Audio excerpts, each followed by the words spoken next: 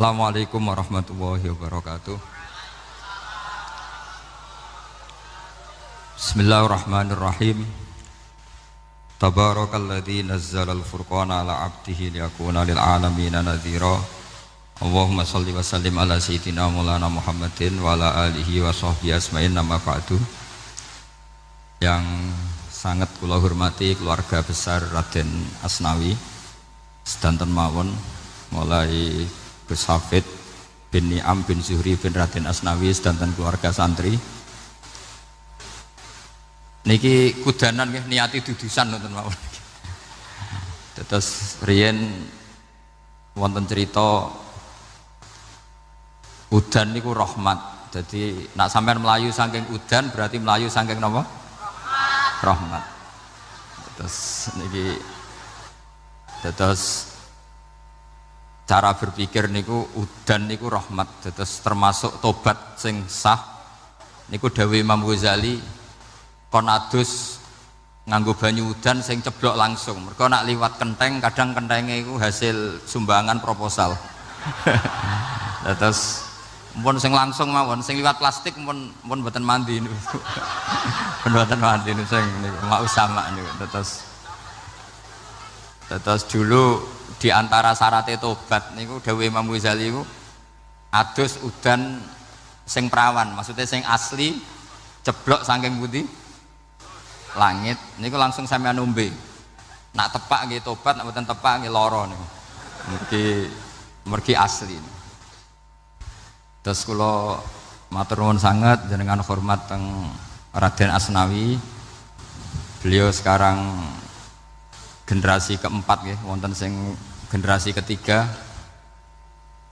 Nasab kula kepanggih Raden Asnawi teng Asnawi sepuh. Terus Mbah Raden Asnawi gadah bah namine Abdullah Husnen, terus Ibu Ayu Sofiyah niku binti Asnawi sepuh. Kula buyut kula kandung Damaran niku Hafsah binti Maksum bin Soleh bin Asnawi sepuh. Kenapa saya cerita zuriyah nggih? Terus satu peradaban, gini bahasa Indonesia mohon nggih, kersane gaul. Satu peradaban itu yang bisa bangun itu dzurriyah itu komunitas gen. Meskipun nanti komunitas gen itu bisa disadap atau dibajak oleh orang-orang yang tidak gen, jadi agak ilegal tapi itu sah. Karena sampean bisa misalnya kalah nasab sama saya, misalnya bilang nanti ketemu di Nabi Adam saja Gus gitu. Nanti pasti kita ketemu di siapa? Nabi Adam. Terus kedua, kekalahan nasab itu udah abadi, karena nanti setelah jenengan ditanya di kuburan, bapak kamu siapa? Itu disuruh jawab Nabi siapa? Ibrahim. Terus kekalahan nasab sampai nanti berakhir di kuburan, karena nanti dijawab siapa bapak kamu, disuruh jawab siapa? Nabi Ibrahim. Jadi yang punya bapak Karmen apa itu sudah selesai, sudah nggak dipakai lagi. Nanti pakai siapa? Nabi siapa? Ibrahim. Nah, kenapa saya cerita bahwa nasab gen itu akan disatukan oleh satu visi ilmiah yang objektif. Gini ku dawuh Nabi Yusuf, wattaba'tu millata abai Ibrahim wa Ishaq wa Yaqub. Terus dawuh Nabi Yusuf, maka nalana an nusyrika billahi min syai'. Jadi saya ngikuti leluhur saya. Ini dengerin ya, saya ngikuti leluhur saya, yaitu Nabi Yakub bin Ishak bin Ibrahim. Leluhur saya itu siapa? Maka nalana an nusyrika billahi min syai', yaitu keluarga besar yang tidak pernah melakukan kemusyrikan.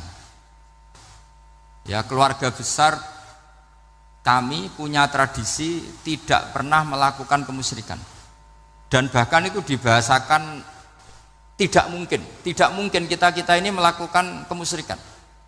Maka nalana itu kira-kira kalau bahasa Indonesia itu kita ini tidak mungkin melakukan kemusyrikan. Nah, kenapa demikian? Itu berangkat dari logika yang permanen, disebut yusabbitu Allahu alladzina amanu bil qouli tsabiti fil hayatid dunya wa fil akhir. Logika permanen itu begini, misalnya kita ini kan hidup dari bapak dari ibu terus sampai Nabi Adam. Kemudian setelah Nabi Adam ini berakhir, berakhir. Kemudian kita mau tidak mau berpikir Nabi Adam itu siapa? Terus diterangkan ternyata Nabi Adam itu satu makhluk hidup yang mulanya dari tanah, lewat wahyu Allah, lewat titah Allah kun, kemudian jadi manusia yang bernama Adam. Sebelum Adam ada bumi, ada langit, ada cakrawala, macam-macam. Kemudian itu kita rumuskan lagi, asal usulnya adalah tidak ada, adamiyun makhdun. Akhirnya kita tahu bahwa alam raya ini diwujudkan setelah dari tidak ada. Nah tentu terus kita berpikir, dari tidak ada menjadi ada itu pasti penyebabnya adalah sesuatu yang ada. Nah yang ada itu disebut wajibil wujud. Karena wajibil wujud ini wujud sendiri, nggak ada saingannya. Karena Allahu wala syai'amahu, Allah ada dan tidak ada pesaingnya. Maka kita ini berpikir nggak mungkin ada kekuatan manapun yang menyamai Allah. Sehingga nggak ada Yesus mungkin menyamai Allah, nggak ada Fir'aun, nggak ada Lata, nggak ada Uzza. Makanya disebut maka nalana an nusyrika billahi min syai'. Kita ini tidak mungkin melakukan kemusyrikan. Sama tidak usah tanya saya, Gus, tapi orang menjadi musyrik itu kan mungkin. Jawabannya itu tetap nggak mungkin. Kemusyrikan itu satu teori yang nggak mungkin. Tapi kalau orang musyrik itu mungkin. Memang akan dilibat. Tapi karena kita kenal Raden Asnawi itu dari sisi ilmiah, saya punya banyak kitab beliau. Mungkin saya termasuk pernah dulu yang membawa kitab beliau banyak ke Korea. Saya itu beli pesolatan tuh bukan 1-2 sampai 2 kerdus 3 kerdus. Itu mulai dulu, mulai saya ngiai sampai sekarang. Tak bawa ke Sragen, ke Solo 3, termasuk tak bawa ke Korea. Jadi mungkin ya ini GR saya ngaji di sini itu barokahnya jualan pesolatan. Tapi bukan jualan yang cari laba enggak, karena tak gratiskan, tapi itu dagang akhirat lah kira-kira gitu. Jadi kalau saya masuk neraka kita era pantas wong bakul pesolatan kok masuk neraka gitu. Kayak itu enggak pantas itu. Karena saya termasuk orang ya yang cara berpikir itu optimis. Dulu di sini ada orang alim alama namanya Raden Asnawi. Terus kemudian sejarah agak berpolemik, ada yang mengatakan beliau itu muridnya Syekh Nawawi, ada yang mengatakan tidak. Apapun itu yang saya yakini adalah beliau ya saling istifadah lah, saling bermanfaat bagi Syekh Nawawi Banten. Saya punya catatan sejarah banyak tentang Raden Asnawi karena guru-guru kita itu akan ketemu di Syekh Nawawi Banten. Yaitu kita tahu misalnya saya ngaji Mbah Mun ngaji Mbah Zubair misalnya ngaji Syekh Fakih Mas Kumambang, ngaji Mbah Mahfud, terus ngaji Sayyid Abi Bakar Sato, terus ngaji Sayyid Zaini Dahlan.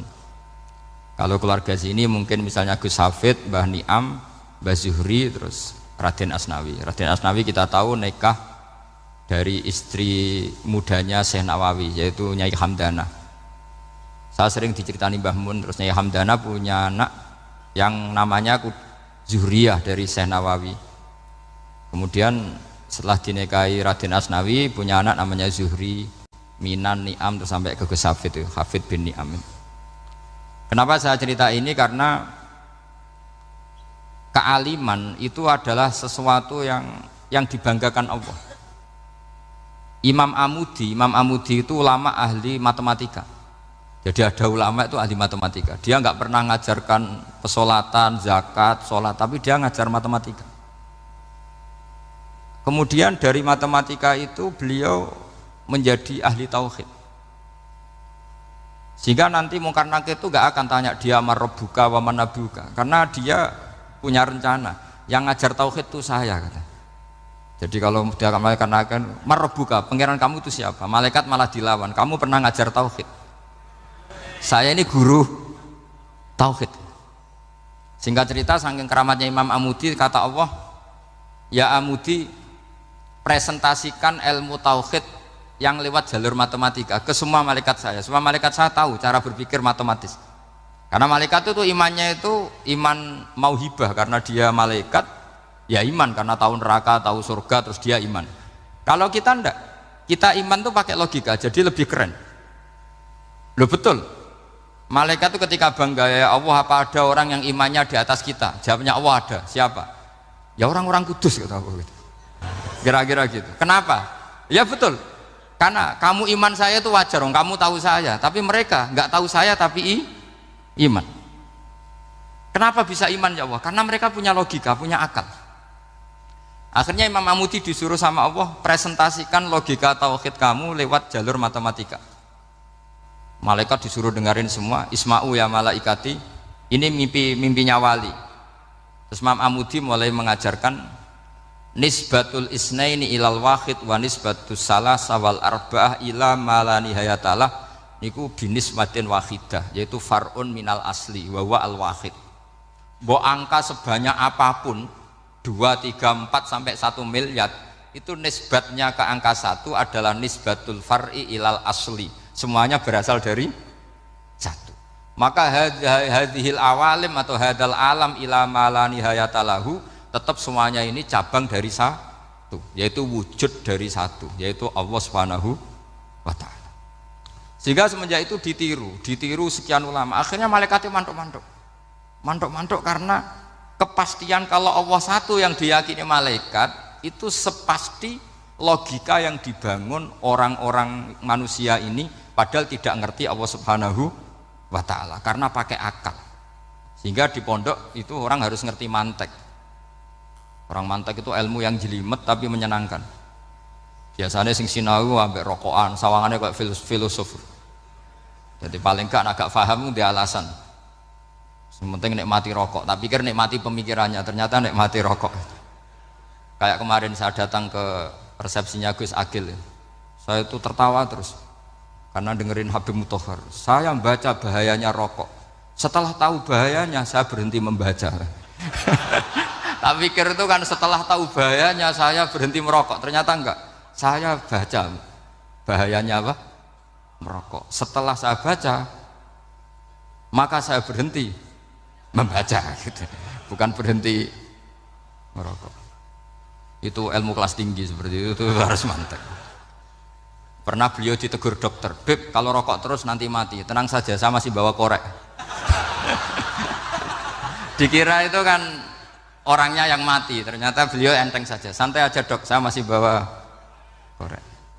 Jadi saya bukan nyarankan santri rokok, tapi orang rokok itu memang punya logikanya sendiri.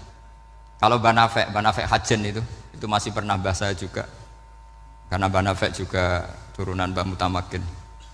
Hak, rokok itu haram tau ora? Nak cara kula darani haram sebuti bah. Lah iya, nak haram ya bener aku. Mulane tak obong, barang haram apike diobong. Jadi saya sama orang-orang sepuh itu tidak pernah menang. Jadi apa ya? Mereka itu orang yang sudah lama gimana ya, mau dikatakan bulat itu ya, tapi memang nggak pernah kalah mereka. Ada satu kiai masih misananya Mbak Nafek, ini rokok 2 katanya. Bagi yang nggak ngerokok berarti membiarkan 2 haram masih. Bagi yang merokok berarti mengurangi haram. Kalah lagi saya. Jadi saya tuh pernah dibully 2 mbah saya karena 2 mbah saya ini rokok semua. Akhirnya saya sing nom ngalah gitu, karena saya tidak mungkin bilang sing waras ngalah karena kalah sepuh gitu. Jadi ya sudah, mau tidak mau harus bilang sing nom kalah. Tapi yang penting itu kita mendengar. Jadi ternyata sepinter-pinternya kita itu mesti kalah pinter sama yang sepuh-sepuh itu. Jadi kalau tahu bahayanya rokok lewat membaca ya harus berhenti merokok. Berhenti membaca katanya. Nah malaikat ini cerita lagi malaikat. Saya memang dari awal niat hormat Raden Asnawi karena buyut-buyut beliau itu ketemu di buyut saya. Saya ini turunan Mbak Asnawi sepuh. Terus cuma buyut saya itu nikah Lasem, terus saya keceluk cucunya keluarga Lasem. Sebenarnya saya juga cucu Kudus. Tapi terus alhamdulillah sekarang kembali karena buyut saya menyuruh saya ngajar di Damaran, terus sampai sekarang saya ngajar di Damaran. Jadi buyut saya itu masih lahir di Damaran. Namanya Mbak Hafsah, itu Hamsah binti Maksum bin Soleh bin Asnawi sepuh. Sama seperti nasab di sini Raden Asnawi, Mbak Abdul Husnan, terus Nyai Ayu Sofiyah, terus Mbak Raden Asnawi. Saya mau cerita, jadi ilmu itu lebih keren kita.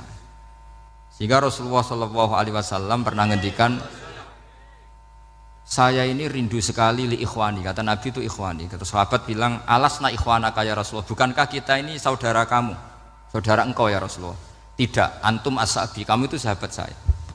Siapa teman-teman kamu itu ya Rasulullah? Yaitu kaumun yang tidak melihat saya kemudian iman kepada saya. Jadi mereka seperti kita semua di Kudus ini tidak melihat Rasulullah Shallallahu Alaihi Wasallam, tapi iman sama Nabi. Dan ketika malaikat yubahi bikum malaika, Allah bangga dengan malaikatnya, membanggakan kita. Sampai malaikat tuh sentimen, kok bisa ya Allah? Ya karena tadi, kamu iman sama saya wajar, karena kamu melihat surga, melihat neraka, melihat aras. Sementara orang Kudus coba ngelihat apa? Paling simpang 5, apa simpang 7 itu. Tapi imannya nggak kalah dengan malaikat. Kenapa nggak kalah? Karena tadi kita diajarkan bahwa nisbatul isnaini wassalasah wal arba'ah ila ma la nihayatalaha itu sama-sama nisbatul far'i ilal asli. Tetap yang asli adalah angka 1. Jadi nggak mungkin aslu hadhil asya nggak dari Allah itu, nggak mungkin. Tetap dari zat yang satu.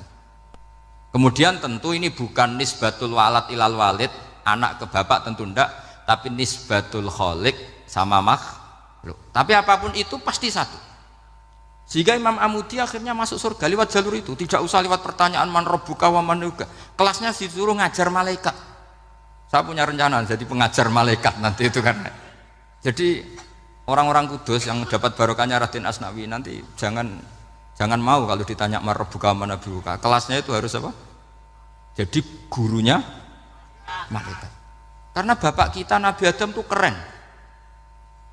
Nabi Adam itu adalah orang yang disuruh Allah dipresentasikan, dibanggakan Allah di depan para malaikat. Ketika ada malaikat yang agak hasut, tapi itu tidak malaikat papan atas, malaikat yang kebanyakan.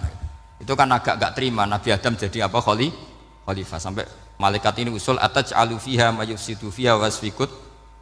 Makanya kalau saya protes sama malaikat itu malaikat yang ini, bukan Jibril sama Israel. Kalau protes Israel bahaya. Bisa dihabisin. Saya pernah ditanya seorang kiai, Gus jenengan gojlok malaikat kok berani? Ya karena malaikat yang jenis ini pernah gojlok Nabi siapa? Adam. Enggak percaya kalau Nabi Adam itu layak mimpin, sampai protes ataj'alu fiha may yufsidu fiha wasfikut dima. Tapi apa yang terjadi? Allah mengajarkan satu ilmu di Nabi Adam kemudian disuruh meresentasikan. Qala ya Adamu ambihum bi asmaihim. Adam, coba kamu presentasikan ilmu kamu. Setelah Nabi Adam fasih mempresentasikan ilmu, kata Allah, kamu bisa enggak sepinter Nabi Adam? Enggak bisa ya Allah. Makanya sudah saya bilang ini alamu malah. Saya lebih tahu siapa yang layak mimpin. Jadi layak mimpin itu pertama harus kuwatul ilm. Ilmunya itu harus kuat. Nanti saya akan cerita hubungannya Raden Asnawi dengan Syekh Nawawi. Apa itu hubungan teman, apa murid guru, itu memang masih jadi polemik sampai sekarang. Kalau saya ya keyakinan saling istifadah. Ini bahasa netral, tidak murid guru tapi saling apa? Istifadah. Kata Syekh Nawawi dalam tafsir Munir itu, ilmu itu nomor 1. Sehingga beliau setiap ada ayat fa inna hizballahi humul ghalibun, beliau pasti menafsiri bil hujjah wal barohin la bis saulah. Saya masih ingat betul takbirnya, memang saya hafalkan. Tapi bukan untuk modal pidato mboten, modal sebagai wong alim. Kalau pidato gampang. Pidato itu semua orang bisa. Kalau jadi orang alim itu tidak gampang. Lebih susah lagi wong alim buat pidato. Itu kalau nggak pernah mbah saya tidak mau. Karena memang saya terkenal nggak suka pidato. Satu memang nggak bisa. Nomor 2 tidak ingin. Nomor 3 ya rugi. Karena pidato itu nasib-nasiban itu. Kalau nasib baik kamu tidak paham itu, wah Gus Ba ilmunya tinggi sehingga kita tidak paham itu kalau nasib baik. Kalau nasibnya ada baik, nak ngendikan bulat sama amno, itu tepak-tepakan. Dan Syekh Nawawi itu benar, Raden Asnawi juga benar, semua guru-guru kita benar. Karena agama ini sebetulnya bukan masalah negara, tapi masalah logika yang sehat. Uni Soviet itu pernah mengkooptasi Uzbek, Ceknya, Tajikistan, itu 100 tahun. Orang dipaksa ateis. Tapi orang-orang Uzbek, saya sering ketemu lama Uzbek, kadang ketemu di Korea, kadang di Malaysia. Orang-orang Uzbek itu punya basement di bawah tanah. Kemudian di bawah tanah ini mereka ngajarkan tauhid. Ngajarkannya ya gampang. Misalnya ini sesuatu yang ada, iya ini. Ini ada penciptanya enggak? Ya ada. Siapa? Tukang katanya. Yang penting itu enggak ada logika bahwa sesuatu yang ada disebabkan oleh ketiadaan. Lah orang komunis, orang ateis itu orang yang mengatakan alam ini didahului oleh nihilisme, oleh adamiyah. Masuk akal enggak sesuatu yang ada, penciptanya sesuatu yang tidak ada. Sehingga orang anak-anak Uni Soviet itu enggak pernah kepikiran membenarkan ateis, itu enggak pernah. Bareng Uni Soviet ada itu Glasnost Perestroika itu kemudian hancur, semuanya langsung menjadi negara Islam, termasuk Uzbek, Tajikistan, karena diajari ilmu, bahwa ilmu itu yang nggak pernah kalah oleh negara. Sehingga saking pedenya Rasulullah SAW ketika Sulhul Hudaybiyah, ini agak jelimet tapi gampang dicerna. Sulhul Hudaybiyah itu satu perjanjian yang semuanya merugikan Rasulullah. Yaitu kalau orang kafir masuk Islam disuruh kembalikan ke kafir, karena kafir itu bagi mereka habitat, Islam itu hal yang baru. Tapi kalau orang Islam menjadi kafir nggak boleh kembali Islam, berarti kembali ke habitat.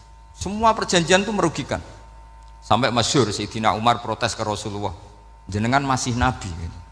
Itu kan ekstrim tanya, jenengan sampai sekarang masih nabi? Ya, saya masih nabi. Kenapa tanya demikian? Karena semua perjanjian merugikan Islam, menguntungkan orang apakah? Kafir. Semua sahabat sebetulnya persis Sayyidina Umar protes, kecuali Abu Bakar. Lama-lama akhirnya di antara perjanjian itu berbunyi begini. Tapi saya minta satu hal, orang boleh mendiskusikan Islam tanpa tekanan. Itu saja permintaan Nabi. Orang boleh mendiskusikan Islam secara bebas, tidak tertekan. Karena orang-orang kafir melihat itu hal yang biasa, ya nggak masalah Muhammad. Akhirnya orang diskusi, Islam itu apa sih?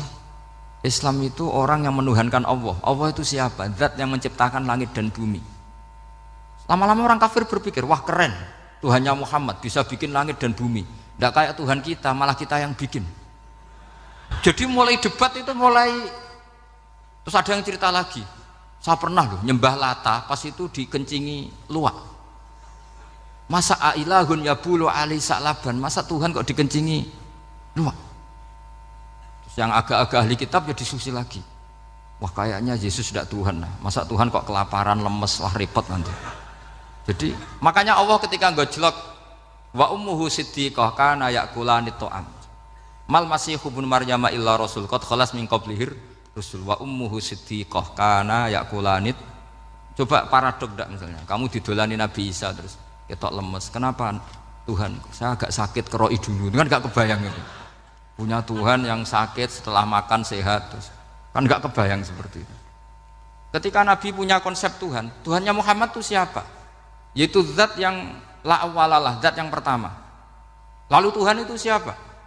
Tuhan itu yang menciptakan langit bumi. Tuhan itu siapa? Yang memulai segalanya. Lama-lama mereka berpikir, wah kalau gitu yang benar itu Islam. Maka kata Imam Zuhri, Syihabuddin Az-Zuhri, famaka nafathun fil islami a'zoma min sulhil Hudaybiyah. Innamaka nasu yatafaduluna fil hadis wal munaza'ah. Semua teks riwayat itu ada kata wal munaza'ah.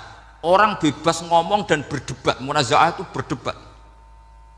Terus akhirnya falam yatakallam ahadun bil islami yaqilu syai'an illa dakhala fihi. Kemudian setelah berdebat dan mereka tahu Islam, pasti akhirnya masuk Islam. Dan itu yang sekarang terjadi di dunia.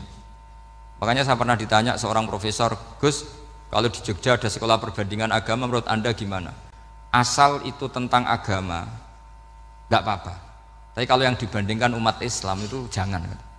Karena nanti kalau di Indonesia kira-kira yang copet itu ditanya agamanya juga Islam, yang koruptor juga Islam. Jadi kalau yang dikaji Islamnya enggak apa-apa, tapi orangnya jangan, kata saya.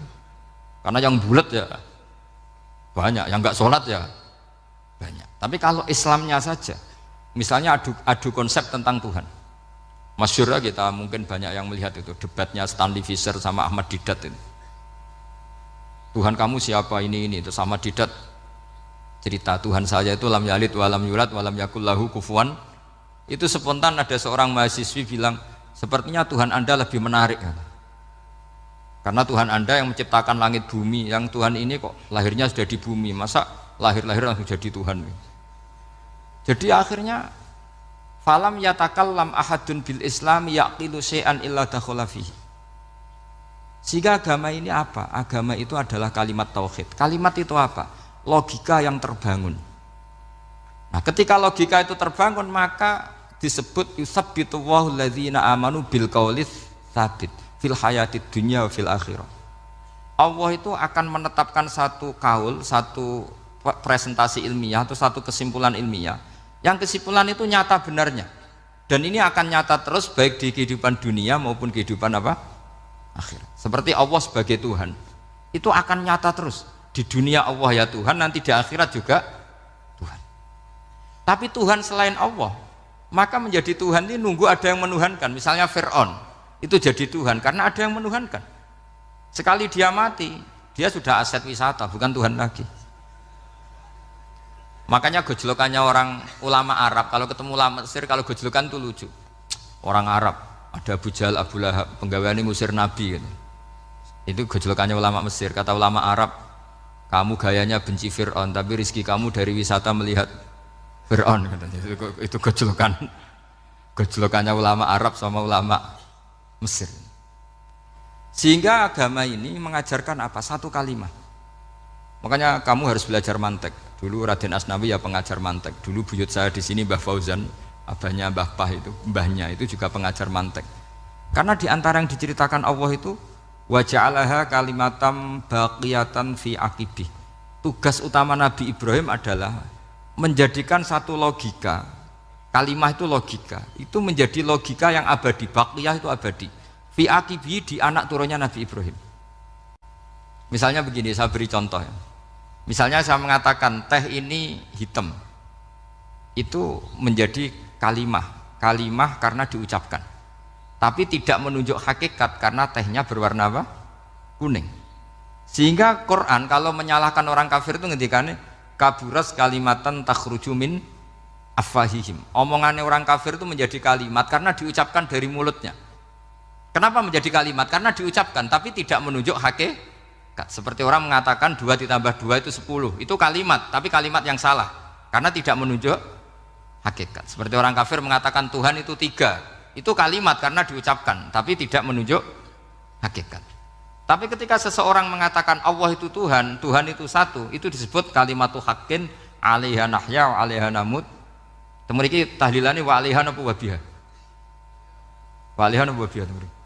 Waliha ya, ada yang tahlilan wabiyah, itu nggak tahu sanatnya dari mana, pokoknya ada yang waliha, ada yang biha.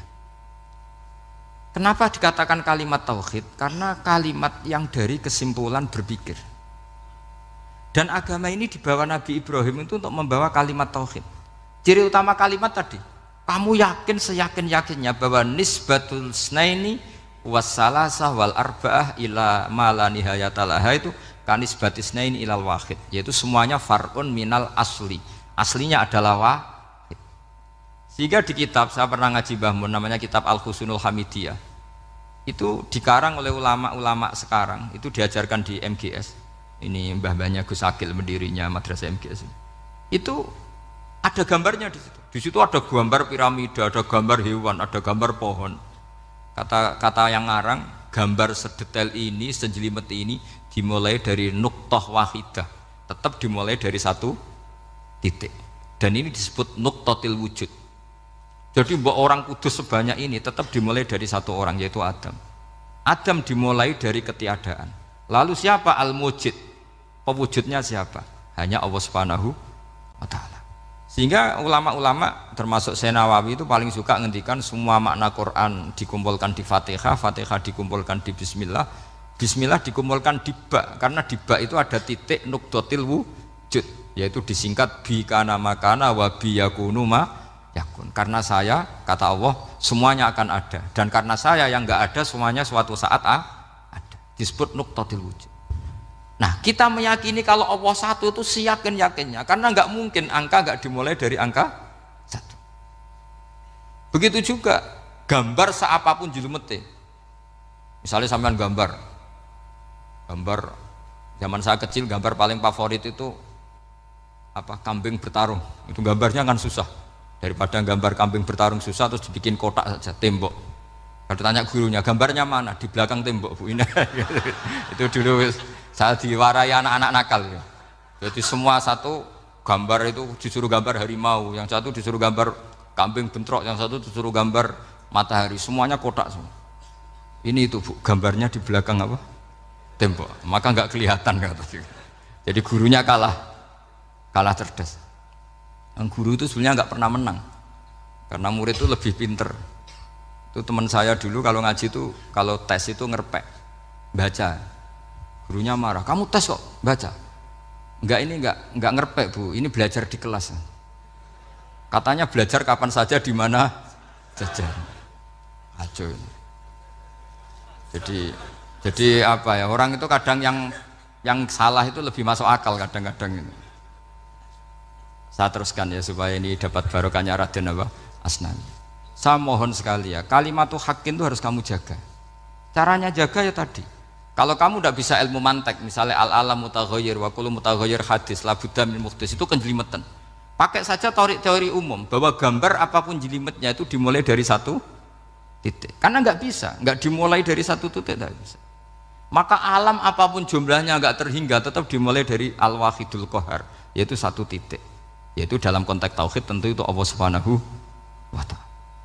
Sehingga Nabi Ibrahim itu orang paling sukses bikin waja'alaha kalimatam baqiyatan fi aqibi. Terus Nabi Muhammad begitu, sahabat gitu, sampai kita sekarang diajari ilmu mantek.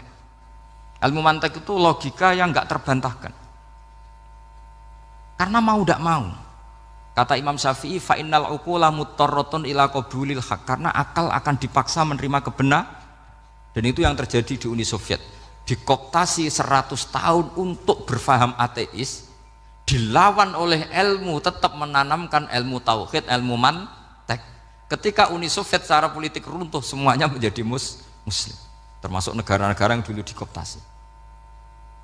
Maka kamu tidak usah kecil hati di Indonesia, apapun rusaknya negara ini, asal kita cara bertauhid benar, insya Allah tetap meninggal husnul khotimah. Karena sudah janjinya Allah, yusabbitu walladzina amanu bil qaulits tsabit. Sing jelas itu nomor satu itu al qaulits tsabit. Memang itu logika yang masuk akal. Jadi jangan kira semua orang ditanya marabbuka, enggak. Banyak ulama yang enggak ditanya. Masyhur itu dalam cerita keramat-keramat. Ada guru tauhid ngajarin tauhid. Setelah ditanya mungkar nakir, Imam Malik datang. Kamu nanya ini, man rabbuka man nabiyuka, kamu tahu ini guru Umul Barohin yang tukang ngaji tauhid. Guru tauhid kok ditanya apa? Tauhid. Malaikatnya enggak jadi tanya. Dan saya percaya cerita-cerita seperti itu karena secara umum itu ala inna auliya Allahi la khaufun alaihim wa lahum yahzanun lahumul busyra fil hayatid dunya wa fil akhirah. Artinya kalau wali itu kok ditanya mungkar nakir berarti ngalami ketakutan. Karena di situ kan digambarkan mungkar nakir itu sewangar, bawa godam. Kalau yang tanya nggak bisa dipukul sampai ajur sak walang-walang. Pokoknya ceritanya kan seru seperti itu. Udah itu kalau betul begitu terus ayat la khaufun alaihim wa lahum yahzanun kayak apa? Makanya dalam kitab Nasoihul Ibad itu ada cerita ini. Sampean boleh nggak sependapat dengan saya, tapi semoga nasib sampean nanti digebuki malaikat. Karena orang itu akan mengalami seperti yang dirasakan. Ana indadzoni abdibi, saya tidak bayangkan akan mengalami itu. Makanya saya ini ngajar tauhid terus. Paling tidak kalau ditanya marabbuka man nabiyuka, sampean tahu profesi saya ini pengajar tauhid. Dan biji saya 9. Gitu. Dulu saya di MGS, kalau ada teman bijinya tauhid kok 4, segala ahli swarga, tauhidnya jeblok. Jadi kalau bijinya 4, segala ahli swarga, tauhidnya apa? Jeblok. Tapi yang bijinya 9, ahli swarga, tauhidnya itu, saya dulu bijinya 9. Terus 9 terus sampai tamat. Karena nggak ada biji 10. Karena kalau 10 itu kan terlalu sempurna, nggak baik lah manusia kok sempurna gitu. Jadi sudah 9 aja kan gitu. Tapi sebetulnya pantasnya ya dapat 10. Mergo saake, mergo tenan enggak tahu saya. Di Nasoihul Ibad itu ada cerita gini dan saya percaya itu. Di sarahnya itu. Juga di sarah apa itu yang di sarah Syekh Nawawi itu. Pokoknya saya kalau ingat Raden Asnawi pasti ingat Syekh Nawawi. Saya tidak memastikan apa murid guru apa saling istifadah, yang jelas itu teman dekat, teman fil ilm. Sayyidina Ali itu pernah minta kasaf sama Allah. Saya percaya tidak semua orang alami marabbuka ditanya itu. Ya Allah, saya minta kasaf itu ngerti alam gaib. ingin tahu Umar. Jadi diam-diam Sayyidina Ali itu ya mangkal sama Sayyidina. Wong kok kerase ngono. Angger wong kok tahu disentak, jajal wani nyentak malaikat ora, itu kata Sayyidina. Jadi dia minta kasaf karena kenangannya dia melihat Umar itu semua orang pernah disentak sama Sayyidina Umar itu. Maka Sayyidina Ali minta kasaf, ya Allah saya ingin melihat Umar menghadapi Mungkar Nakir. Masih garangkah apa enggak? Itu dah itu minta kasaf. Pas kasaf beliau bangun dari kubur, duduk. Dilihat sama Sayyidina Ali ini ngalami kasaf. Sama ndak usah tanya. Ndak wali kok tanya, ya sudah pokoknya percaya aja. Akhirnya malaikat Mungkar Nakir datang. Itu di situ digambarkan matanya itu kalkidril mughalla, kayak apa itu panci yang dibakar. Wah, seru. Sumpah Sayyidina Ali. Baru ini kamu akan takut gitu.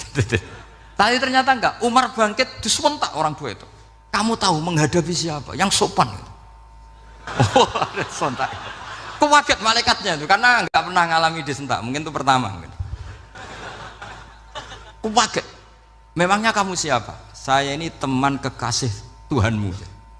Saya yang diandalkan temannya sebenarnya bukan dia. Ana sohibu habibillah. Saya ini temannya kekasihnya Allah. Jadi dia ngandalkan temannya sebetulnya bukan ngandalkan dirinya.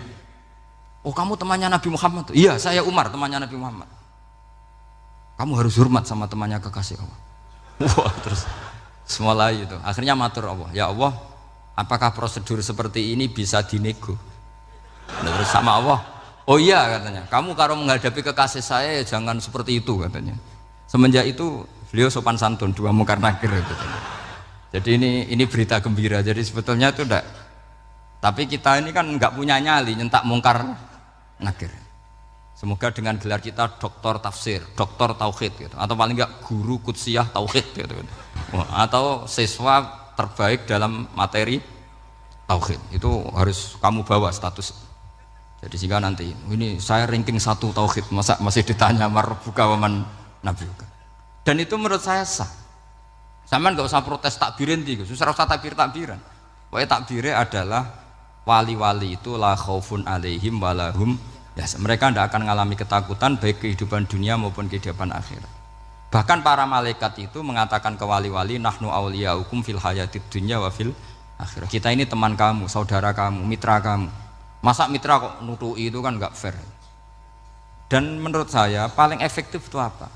Kamu harus punya rumus tauhid kayak Imam Amudi menemukan Tuhan. Imam Amudi itu menemukan Allah itu lewat ilmu matematika. Dan itu Allah saking senengnya disuruh ngajari para malaikat. Waya malaikati isma'u. Kamu harus mendengar, ini orang alim saya yang ahli matematika. Tapi justru itu ngerti bahwa asal usul alam itu minal wahidil qahar. Dari zat yang satu. Akhirnya Imam Amudi mulai ngajar tuh.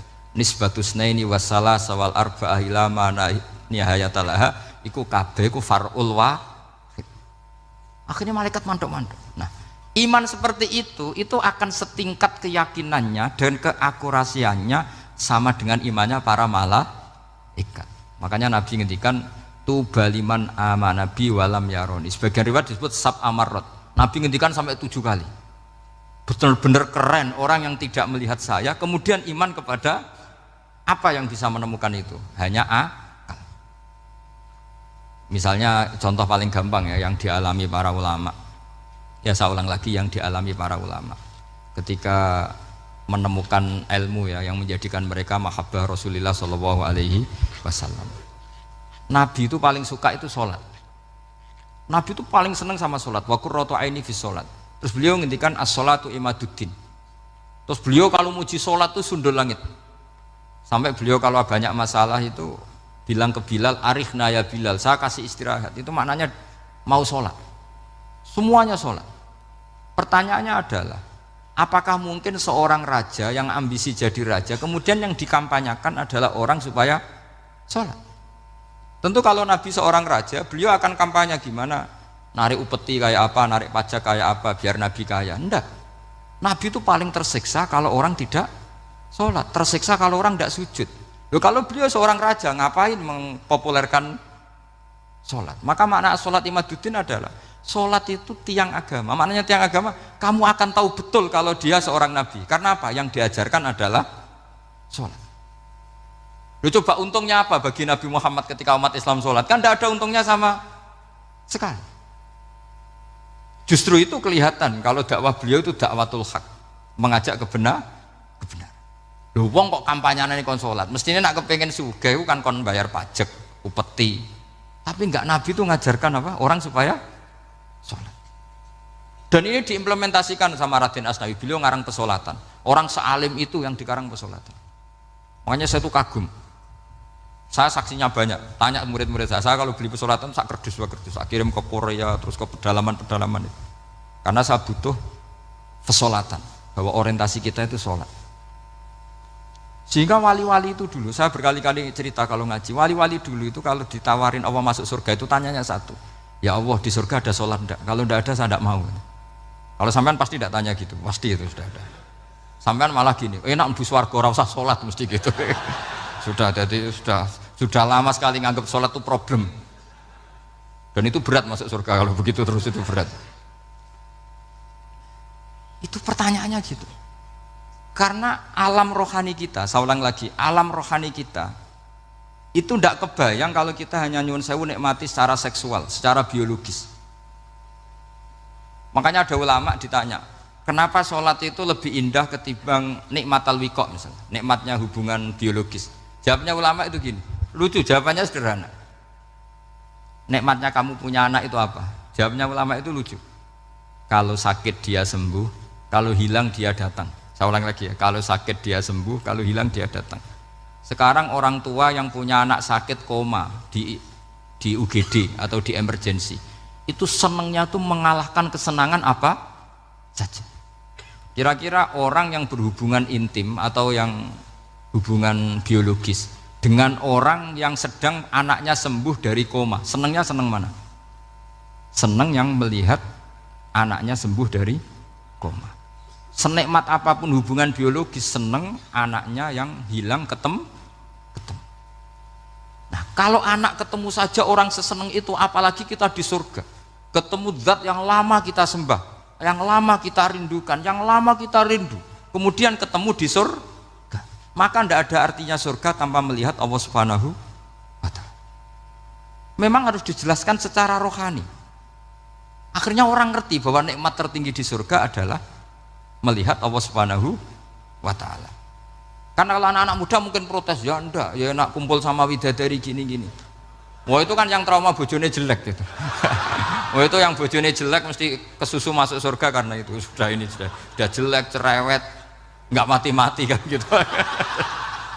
Terus dia ingin masuk surga mesti niatnya welek, mesti pikiran pertama itu kumpul widadari. Tapi ada ulama yang bikin analogi tadi, misalnya istri kamu cantik, kemudian anak kamu sakit koma, hubungan dengan istri sama dengar berita anak kamu sembuh, seneng mana? Seneng anak sembuh. Sama anak yang hilang, seneng mana? Anak yang hilang ketemu. Maka terus ulama bisa menjelaskan itu. Kalau orang ketemu anaknya seseneng itu, apalagi ini ketemu Tuhannya yang bertahun-tahun disembah, kemudian tidak pernah melihat. Di surga itu nanti kita melihat Allah Subhanahu. Makanya Allah begitu bangganya mempromosikan surga. Surga itu apa? Surga itu wujuhu yauma idzin nadhirah ila rabbiha nadhirah, yaitu wajah-wajah berseri-seri dan melihat Allah. Itu tanpa dijelaskan seperti ini Anda akan janggal, enaknya di mana? Tapi setelah dijelaskan detail gini oleh ulama, maka kita akan tahu an-ni'matul uzma sing enggak ada perbandingannya adalah nikmat masuk apa? Surga karena melihat Allah Subhanahu wa Ta'ala. Ya jadi saya berkali-kali pokoknya minta sekali, hadil umat harus umat yang rasional, terutama dalam mengemban tauhid. Karena tauhid ini yang disebut kalimah. Sampai Allah mengistilahkan kepada Nabi Ibrahim itu waja'alaha kalimatam baqiyatan fi aqibih. Kalimat tauhid adalah kalimat yang akan abadi di anak cucunya Nabi Ibrahim. Baik anak cucu yang karena gen mau anak cucu yang karena sebab, yaitu santri dengan kiai. Dan itu caranya gimana? Umat Islam jangan berhenti belajar mantek. Makanya di MGS, di Qudsiyah, di TBS semua pondok pasti ngajarkan mantek, di Bendan, ilmu logika. Itu tadi, kalau kamu tidak bisa menemukan tauhid dengan cara tadi, dengan cara al-alam mutaghayyir wa kullu mutaghayyir hadis la buddan min bukhtis, Paling tidak pakai ilmu yang dilakukan Rasulullah SAW. Yaitu masyhur itu. Saya sering cerita di mana-mana. Ada orang namanya Jubair bin Mut'im, Muhammad bin Jubair bin Mut'im. Itu dulu dia kafir. Dia orang pinter sampai dipasrai jadi negosiator untuk mengurus tawanan perang Badar yang ditawan Rasulullah SAW. Ketika datang di Madinah, delalah pas maghrib, Nabi baca wattur wa kitabim mastur. Di antara ayat yang dibaca Nabi itu am khuliqu min ghairi syai'in.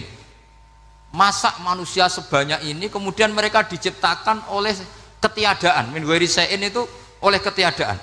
Masa alam raya yang wujud ini, alam raya yang punya eksistensi ini kemudian penciptanya adalah ketiadaan. Padahal wal adamu la yakhluqu wa la yu'assiru wa la kadza wa kadza. Tentu sesuatu yang tidak ada itu tidak bisa dikatakan sebagai pencipta. Wong nggak ada, jadi faktor saja nggak mungkin apalagi jadi pencipta. Itu Nabi habis sholat langsung beliau sungkeman, ya Muhammad, saat ini juga saya iman. Karena logika yang dibangun ayat yang kamu baca itu menghabiskan semua logika saya. Intinya logika tauhid itu akan mengalahkan semua teori non tauhid. Itu yang disebut bal naqdhifu bil haqqi 'alal batili fayadmaghuhu fa idza huwa zahid. Kebenaran tauhid itu akan menghancurkan kekuatan apa saja. Fayadmaghuhu itu di tafsir Tobari disebut dorbatan tasujud dimah. Satu pukulan sing sampai menjadikan otak itu hancur. Makanya disebut damagho, dimah itu maknanya otak.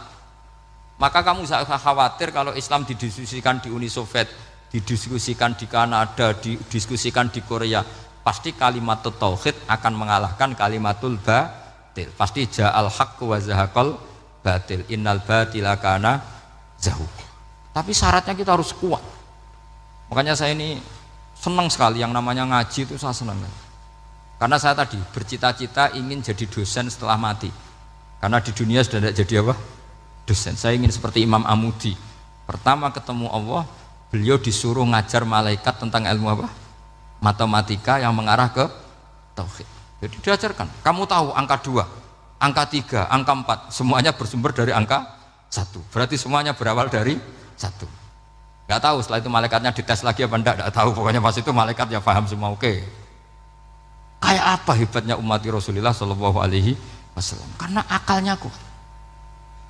Sehingga kita harus kuat. Sehingga kalimat yang benar disebut kalimatul haqqin alaiha nahya wa alaiha. Nah, kalimat yang salah disebut kaburat kalimatan takhruju min afwahim. Kalimat menjadi kalimat karena diucapkan, tapi tidak menunjuk hakikat. Kayak ini misalnya, ini tutup, ini putih, terus saya katakan hitam, berarti saya mengatakan ini hitam sebagai kata-kata karena diucapkan, tapi tidak pernah menjadi hakikat karena hakikatnya ini putih. Itu hebatnya Quran. Makanya Quran kalau gue jelek orang kafir itu, disebut apa? Kaburas kalimatan takhruju min afwahim. Tapi untuk kalimat tauhid dikatakan apa? Yusabbitu Allahu alladziina aamanu bil qauli tsabit fil hayatid dunya wa fil akhirah. Sebagian disebutkan wa ja'alaha kalimatam baqiyah.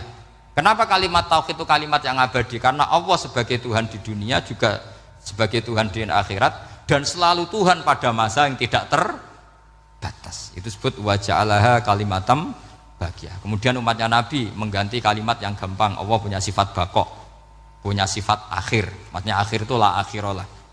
Terus semuanya yang paham ya alhamdulillah, yang nggak paham dikon ngapal wujud kidam baqo mukhalafatul khawadisi qiyamuhu binafsi wahdaniyat kudrat irada. Wes paham.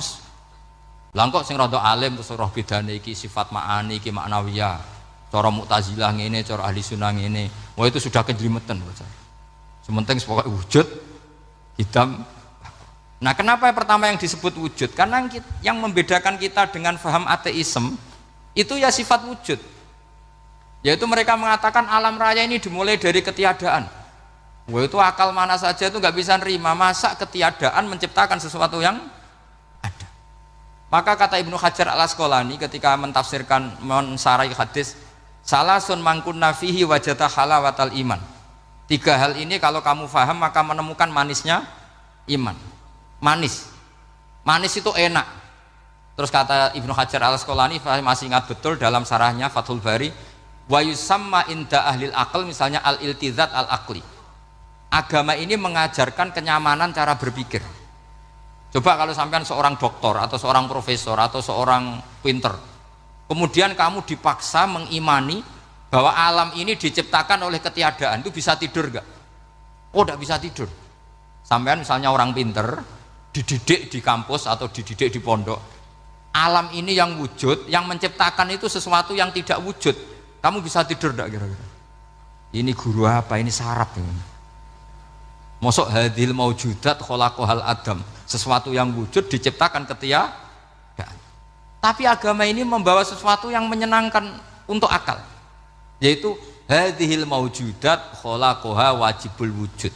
Maujudat yang wujud ini diciptakan super maujud, yaitu oleh bahasa pondok disebut wajibul wujud. Kan terus seneng, wajar dong kalau sesuatu yang ada diciptakan oleh yang ada. Nah tentu ada pencipta, terus ada super, disebut wajibul wujud. Kan terus enak. Nah, itu kata Ibnu Hajar Al-Asqalani disebut wajadah halawatal iman. Sehingga kita tidak usah khawatir. Makanya saya itu termasuk orang yang nggak khawatir. Apapun rusaknya dunia ini, kacaunya dunia ini, akan kalah dengan kalimatut tauhid. Karena kalimat ini ketemu apa saja pasti menghancurkan. Yaitu disebut bal naqdhifu bil haqqi 'alal batil fayadmaghuhu fa idza huwa zahid. Kalimat hak ini akan menabrak apa saja. Dan yang ditabrak pasti hancur. Makanya sampai tidak usah khawatir, misalnya ada negara ateis di Cina, di Korea, kita yakin asal yang diteliti itu agama Islam pasti menang. Nah yang susah kalau yang diteliti orang Islam, itu susah. Karena yang copet kadang-kadang ya umat, apalagi di negara yang mayoritas muslim, nanti copetnya, premannya, koruptornya semuanya beragama Islam. Makanya kita hanya punya pilihan dua, itu umat Islam dan Islam yang kumat itu dok. Kalau tidak umat Islam ya Islam yang kumat. Tapi kalau kalimat tauhid itu kalimat yang aman, tak jamin. Tak jamin 100%. Sehingga saya itu kalau ditanya Profesor Pak Bahak, kalau suatu saat Indonesia jadi negara yang sangat terbuka, kemudian ada sekolah perbandingan agama, menurut Anda prospek Islam gimana? Saya jawab, asal yang dikaji Islamnya bukan orangnya, pasti Islam tetap prospek. Asal yang dikaji apa? Islamnya, bukan orangnya. Kalau orangnya ya Masya Allah. Ya itu tadi, kalau tidak umat Islam ya Islam yang umat. Ya ngoten mawon supaya niki mungkin untuk barokah napa Raden Asnawi, untuk barokah ngaji kalimat tauhid. Terus sampean kudanan iki kula mboten sakake, tak anggap untuk rahmat ngoten mawon nggih. Terus karena tadi di antara syaratnya tobat kata Imam Ghazali itu pernah kena air hujan yang langsung turun dari langit. Ya itu jelas itu di Ikhya itu, karena ahalul halal adalah alma an-nazil minas sama. Halalnya barang paling halal adalah air yang pertama turun dari langit. Tapi kalau yang sudah lewat pecine sampean tuh masalah itu.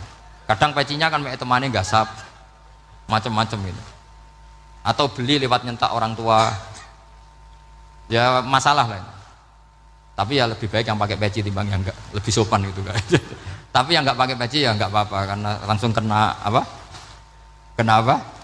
Hujan. Jadi pokoknya yang ingat-ingat ya, yusabbitu Allahu alladziina aamanu bil qawli tsabit. Assalamualaikum warahmatullahi wabarakatuh.